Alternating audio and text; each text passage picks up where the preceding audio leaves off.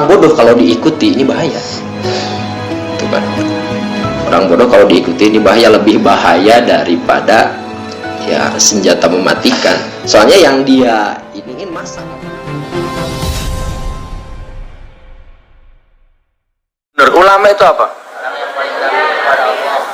Nah, itu nakliyahnya, akliyahnya, standar fikihnya. Ulama itu apa? Pewaris Nabi, orang yang ngerti ilmu agama lah intinya. Ya.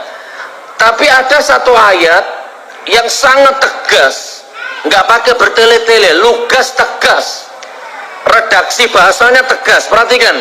Wa minan nasi wad dawabi wal an'ami mukhtalifun alwanuhu kadzalik innama yakhsyallaha min ibadihil ulama innallaha azizun ghafur. Perhatikan kata Allah, surat Fatir, buka ayat 2, kalau enggak 28 29, buka itu. Di antaranya manusia, jelas kan? Di antara manusia, di antara binatang, baik melata apapun jenisnya, siapa yang takut kepadaku maka dia ulama. Di antara manusia, di antara binatang, siapa yang takut kepadaku maka dia ulama. Fatir 29, buka. Kalau nggak 29, 28 nya, tapi insya Allah 29 nya. Berarti ulama menurut Allah adalah bisa ular, bisa ayam, bisa kambing, bisa manusia, yang penting takut kepada Allah. Bisa gunung, lau anzalna hadzal qur'ana ala jabalin la ra'aitahu khashi'an mutasaddian min khasyatillah. Kalau aku turunkan Al-Quran kepada gunung, niscaya kamu lihat gunung itu terpecah. Bismillahirrahmanirrahim. Assalamualaikum warahmatullahi wabarakatuh. Waalaikumsalam. Kembali lagi di channel Polri Santuy. Santuy itu adalah santun dan santuy, seperti itu. Sudah ada di sini bersama saya sahabat Panji. Sahabat Panji ini adalah mahasiswa alumni dari jurusan ilmu Al-Quran dan tafsir, seperti itu. Dan beliau juga sempat menjabat sebagai ketua FKMTHI Jawa Barat. Apa itu FKMTHI? Forum Komunikasi Mahasiswa Tafsir Hadis Indonesia. Kami di sini akan meluruskan dalam episode Markibas. Mari kita bahas. Membahas apa? Tentang video terkait penafsiran Sugik Nur tentang surat Fatir ayat 28. Dia menafsirkan bahwasanya setiap binatang, manusia ataupun apapun itu yang takut kepada Allah itu dialah ulama, kata beliau. Nah, dia ini penafsiran dia itu menurut dia itu ijtihad dia sendiri, seperti itu sahabat Panji, bahwasanya salah. Kalau menurut kita di sini, dia itu belum pantas untuk menafsirkan ayat tersebut. Kenapa? Karena menurut Imam Al-Jakarsi ada 3 poin untuk bisa menafsirkan suatu ayat Al-Quran. Yang pertama, bi bayani ma'anil Quran, yang kedua wa ikhrajul hukmi, yang ketiga wa ikhrajul hukum. Nah, yang pertama menjelaskan mana Al-Quran. Ada beberapa tingkatan, kan nanti sahabat Panji sendiri yang akan membahas tingkatan untuk level bisa menafsirkan atau menjelaskan tentang mana Quran untuk menafsirkan ayat tersebut. Jadi ini Sugik ini masih belum bisa dikategorikan sebagai mufassir atau bisa dia ijtihad sendiri, karena dia ijtihad bagaimana ketika dia dakwah sendiri saja selalu menjelek-jelekan orang-orang yang tidak sependapat dengan beliau, seperti itu. Selalu mengatakan cebong lah atau dan yang lain-lain. Jadi ini adalah penafsiran yang bodoh bagi dia. Makanya kalau masih merasa bodoh itu jangan mau langsung tampil di umum, karena bisa menyesatkan beberapa orang yang pemahamannya masih kurang seperti kita. Nah, makanya saya di sini mengundang sahabat Panji untuk bisa menjelaskan bagaimana ini bisa salah seperti ini menafsirkan Sugik tentang hewan bisa disebut sebagai ulama. Padahal kan ulama-ulama yang di sana itu maksudnya adalah yang takut kepada Allah, seperti itu. Maka dari itu, bagaimana tanggapan sahabat Panji sendiri? Silahkan. Oke, terima kasih. Mungkin pertama, bukan hanya sugik sih ya. Saya sendiri sebagai ya sarjana lah, katakan ya sarjana dari ilmu Al-Quran dan tafsir, saya merasa nggak pantas gitu kan untuk memiliki penafsiran sendiri. Untuk memiliki penafsiran sendiri. Karena apa? Karena syarat-syaratnya itu berat. Syarat-syarat untuk menjadi mufassir lah, intinya itu sangat berat. Karena hubungannya mufassir ini adalah ibaratnya lidah lah, bukan lidah apa, kepanjangan tangan lah dari Al-Quran gitu kan, dari firman Allah yang turun. Firman itu kan berupa wahyu yang turun kepada Nabi Muhammad SAW dan menjadi Al-Quran. Nah, firman dan wahyu itu dijembatani gitu kan, karena misalkan karena ya jangan dulu Al-Quran ya, misalkan kita ada teks kuno ya Sunda gitu, Sunda Buhun gitu ya, ada Sunda Buhun dari zaman abad lalu lah, kita apa ya, contoh lah misalkan Wangsit Siliwangi misalkan, ada kan bahasa-bahasa yang kita justru nggak tahu itu artinya sebagai orang Sunda sendiri gitu. Ini apalagi Al-Quran yang pertama dia bahasa Arab, kemudian 1400 tahun yang lalu. Nah, ini sangat penting harus adanya ulama atau mufassir yang dengan syarat-syarat tertentu. Yang pertama, syaratnya itu dia harus memahami bahasa Arab. Pasti jelas itu bahasa. Kalau misalkan dia gak paham bahasa Arab, jangan berani-berani untuk memiliki penafsiran sendiri. Kenapa? Karena orang yang berani menafsirkan Al-Quran dengan pendapatnya sendiri, ya itu balasannya nanti neraka. Ya, karena kan berbeda penafsiran dengan terjemah Al-Quran itu beda. Tadi kata Ajakarsi sendiri kan bibayani ma'anil Quran, menjelaskan makna Quran. Makna Quran dengan terjemah Al-Quran itu kan berbeda, seperti itu. Nah, di dalam bahasa Arab sendiri itu ada sekitar banyak lah ilmu, tetapi ada 3 ilmu utama yang harus dikuasai. Yang pertama ilmu nahwu. Ilmu nahwu itu tentang gramatikal atau tentang ya kalau dikatakan syakal ya, sakal akhir. A dibaca A, akhirnya itu dibaca A, apakah dibaca I atau dibaca U. Karena berubah akhirnya itu saja, itu akan merubah makna. Contoh saja ada dalam surat, dalam ayat wudu kalau nggak salah, Pagsilu wujuhakum wa aidiyakum ilal marofiki pamsahu biruusikum wa arjulakum. Nah, ada pendapat bahwa wudu itu gak usah membasuh kaki, tapi cukup mengusapnya saja. Nah, itu karena kata arjulakum mereka bacanya bukan arjulakum tapi arjulikum. Itu kan, jadi wamsahu biruusikum wa arjulikum. Itu kan, itu hanya karena perbedaan syakal saja, itu sangat merubah, sangat jauh gitu kan, dari membasuh ke mengusap. Nah, apalagi ini gitu. Tadi ulama, pertama ulama dari akar katanya juga dia itu alim.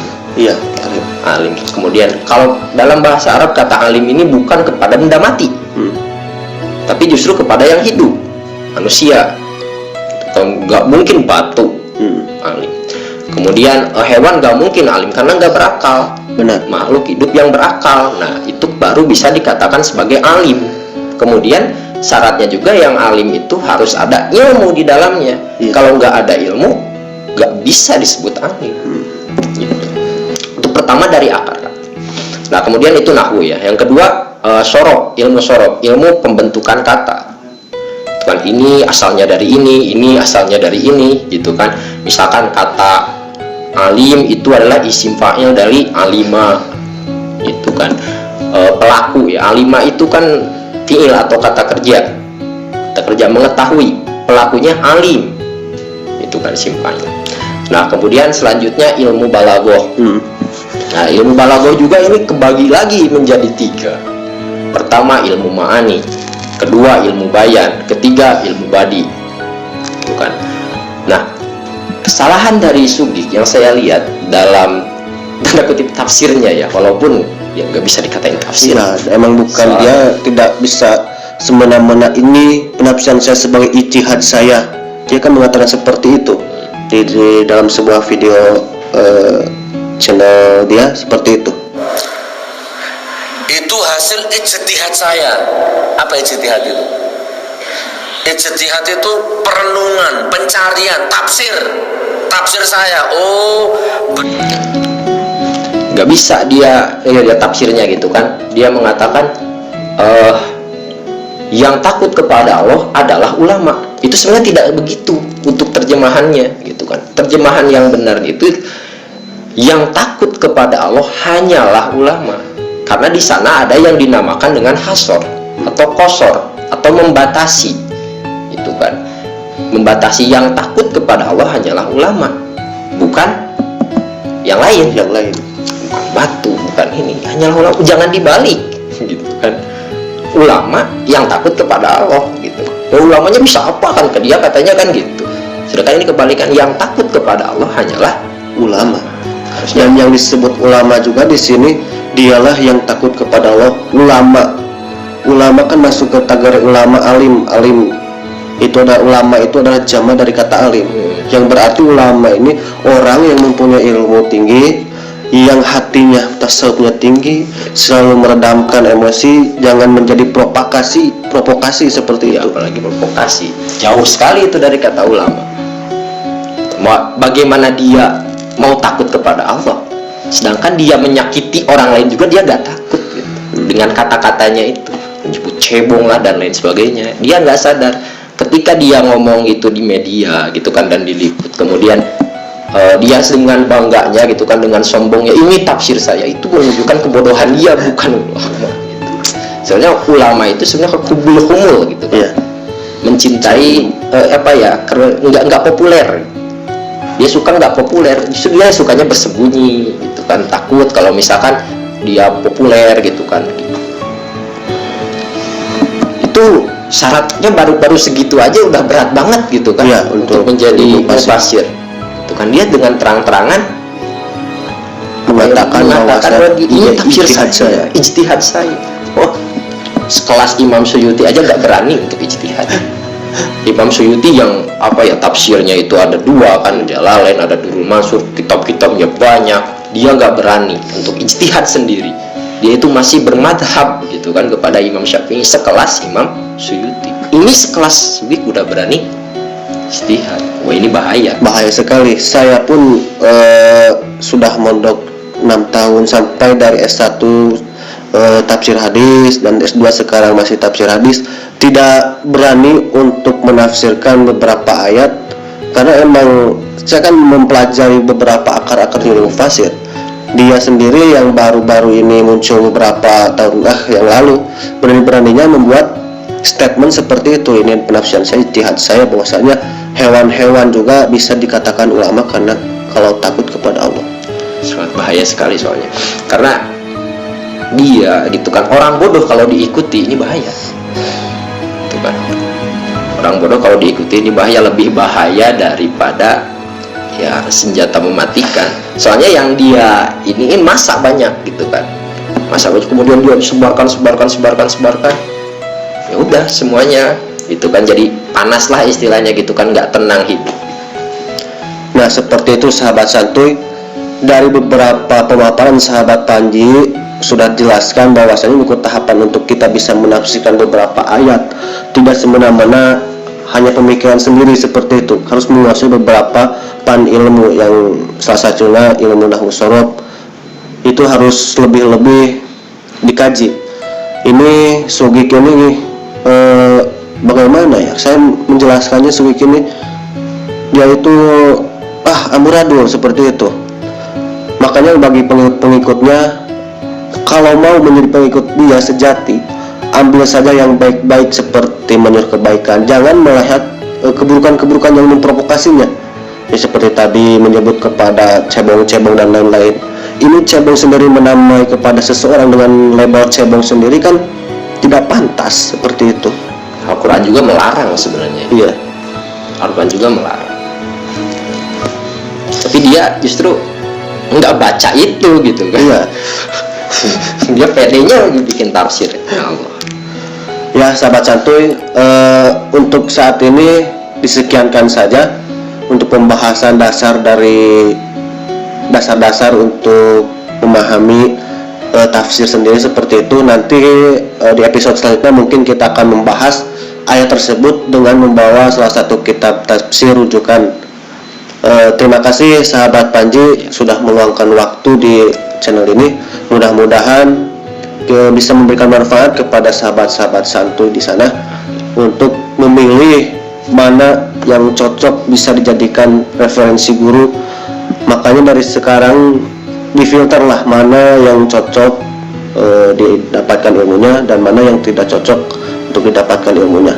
Maka pesan saya untuk Mas Sugik, ini bisa dikatakan penista agama karena menistakan ayat Al-Quran seperti itu. Tapi sampai saat ini belum terlihat video-video beliau untuk klarifikasi atau apa maksudnya bagaimana.